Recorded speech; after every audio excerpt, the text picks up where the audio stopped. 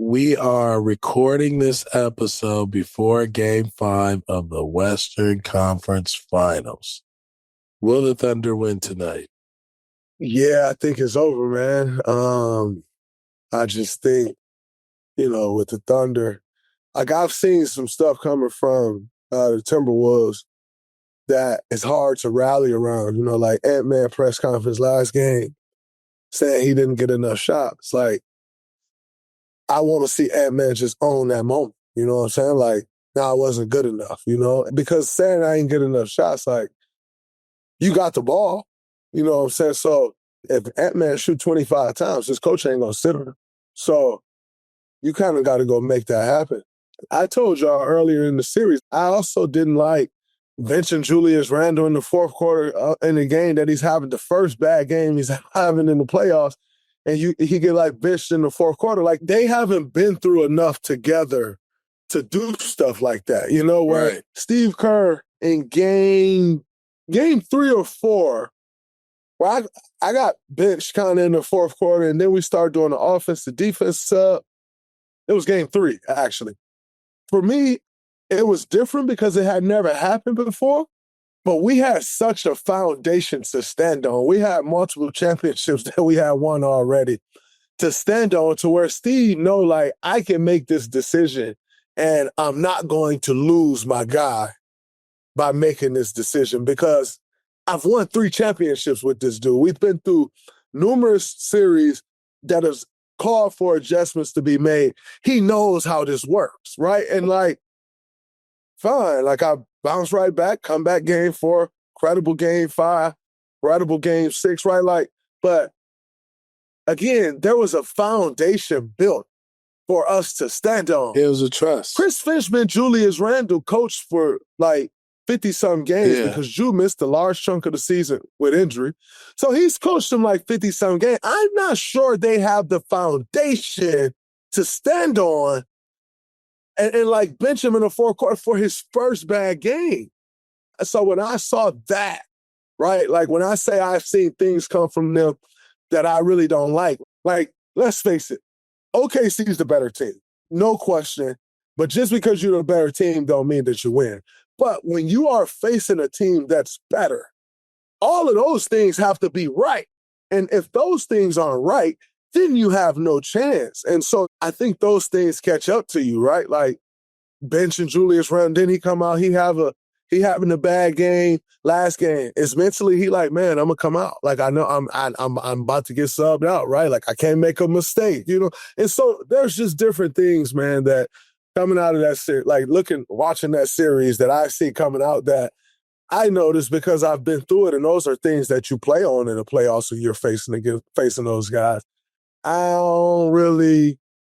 just don't think they've put themselves in position throughout this series to take it. Now, as you know, it only takes one game to change a series, but I just don't see tonight being that night. Like, I think OKC, they coming out, they want to finish their breakfast. All right, so since you got the Pacers winning, the East, OKC closing this out, why should fans be excited for a Thunder versus Pacers finals?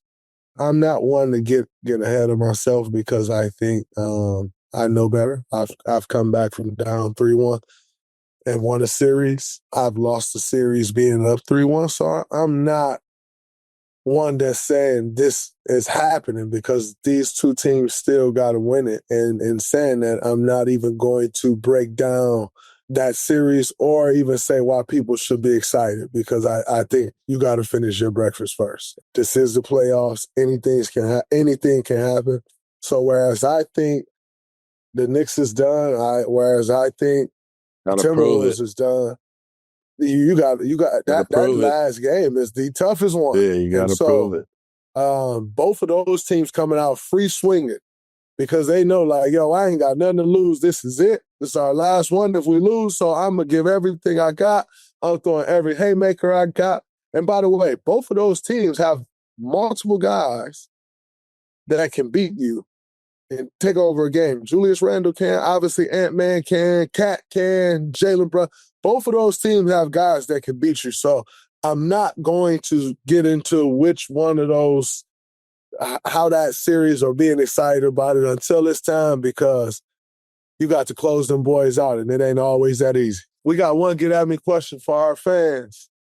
What do you think about the Dallas Mavericks getting the number 1 pick in the NBA draft? What message does that send to tanking teams? Don't tank. Don't tank. It's not gonna work out. Hey, man, for Dallas, I mean, I've traded in the European actor for the great American hero in Dallas, in Texas. I mean, come on, man.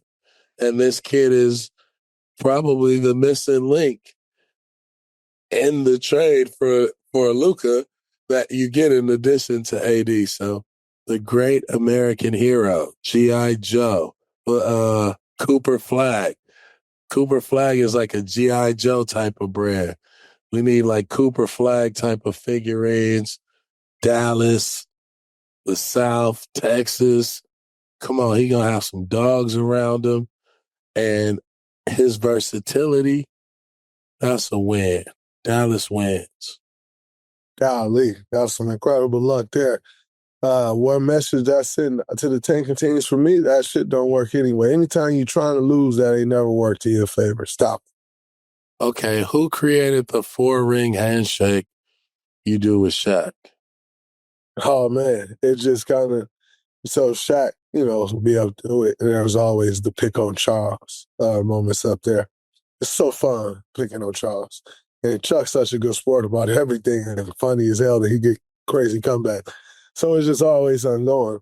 And so Shaq going around, I got 4 rings. Hey, Kenny, when I was, for one of my first couple times on the set, Kenny, how many rings you got? Well, Kenny got 2 rings. Yeah, Draymond, how many rings you got? Got 4. I mean, this is actually, I had 3, but then I ended up getting 4. He like, 4. And you do the bump. Kenny do his 2, like Charles. We ain't gonna talk to you. And so that's just how it kind of came about. That's too funny. Me and Shaq throwing up our phones and boom. So that's our thing, 4 rings, man, baby. Y'all leave the OG Chuck alone, man.